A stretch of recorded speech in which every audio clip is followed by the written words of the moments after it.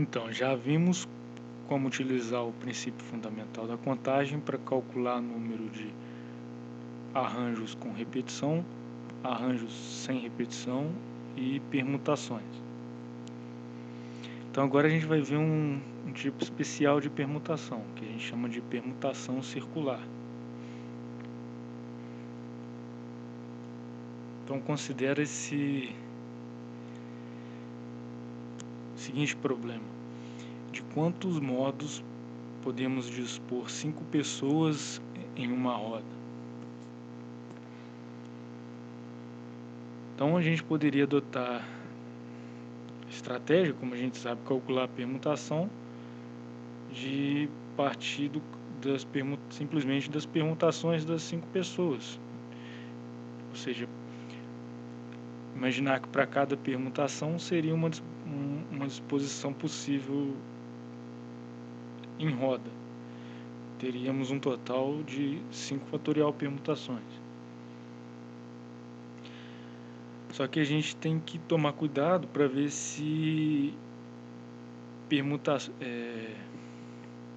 permutações distintas aqui podem gerar a mesma configuração circular. Então, de fato, imagina essas duas permutações, A, B, C, D, E e B, C, D, E, A. Então, são permutações distintas. Então, vamos olhar como é que ficaria a disposição circular aqui. Então, para a primeira, ficaria A, B, C, D, E. E a segunda ficaria B, C, D, E, A. Então, repara que aqui, se eu girasse aqui esta segunda representação no sentido horário, ela ficaria exatamente igual à primeira. Então, na realidade, eu tenho aqui a mesma configuração, apesar delas estarem vindo aqui de permutações diferentes.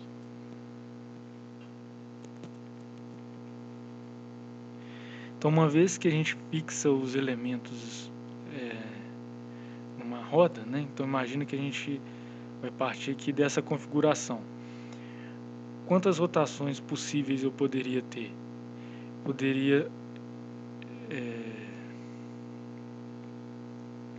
Então eu poderia girar aqui uma vez no sentido horário, eu mudaria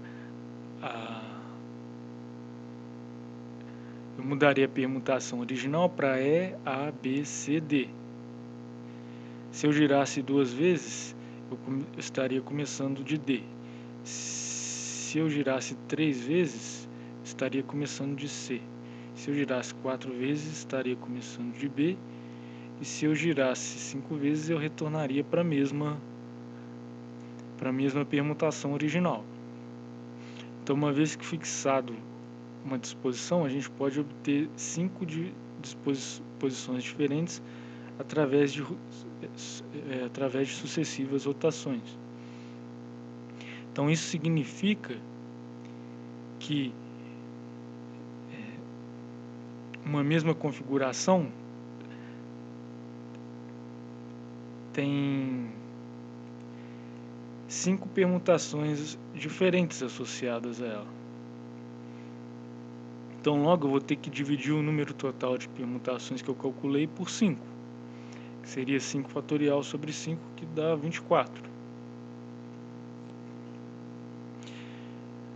Então, de fato, a gente pode até generalizar.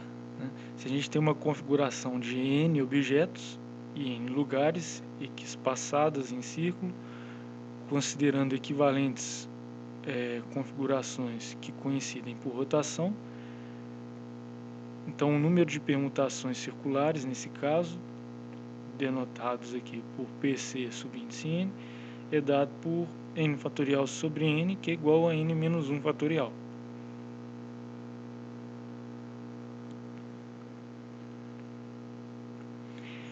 Então, além de permutações circulares, um outro caso específico de permutações que a gente vai ver o que a gente chama de permutações de elementos nem todos distintos.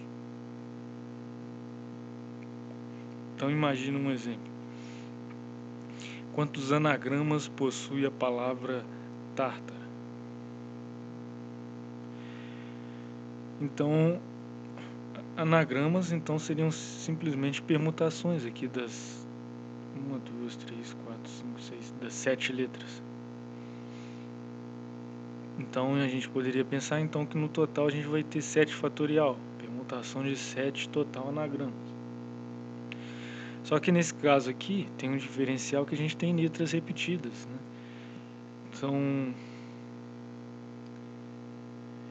imagina que se eu trocasse o primeiro T com o segundo T, eu teria uma permutação diferente aqui nesse cálculo de 7 fatorial.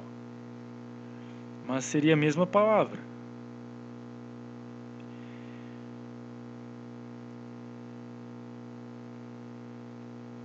Então, fixado inicialmente o anagrama tártara, né? Então imagina que a gente fixou essa posição aqui para as letras. Então a gente conseguiria 2 anagramas idênticos apenas permutando a letra T. Analogamente para a letra R, a gente podia trocar o R da terceira posição com o R da sexta posição. Então a gente teria, e no caso da letra A, a gente tem 3 letras As, a gente poderia permutar essas letras, apenas a letra A, de 3 fatorial maneiras diferentes.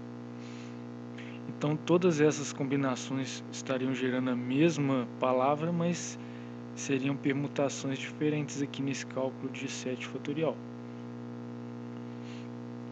Então isso significa que do total que a gente calculou, a gente vai ter que dividir por 2 fatorial, que seriam as permutações possíveis da letra T, 2 fatorial de novo, que seriam as permutações possíveis da letra R, e 3 fatorial, que seriam as permutações possíveis da letra A.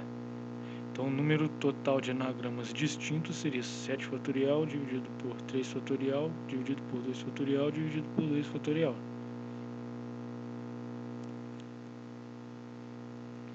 Então, de novo, a gente pode generalizar.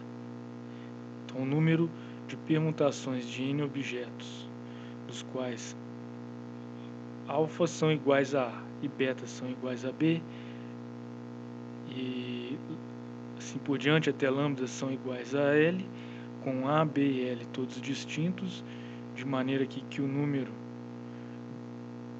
de cada um deles no total dn.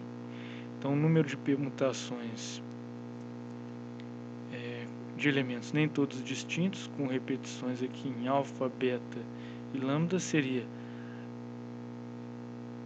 n fatorial dividido por alfa fatorial, beta fatorial até lambda fatorial, onde alfa seria o número de repetições do elemento A, beta o número de repetições de B e lambda o número de repetições de L.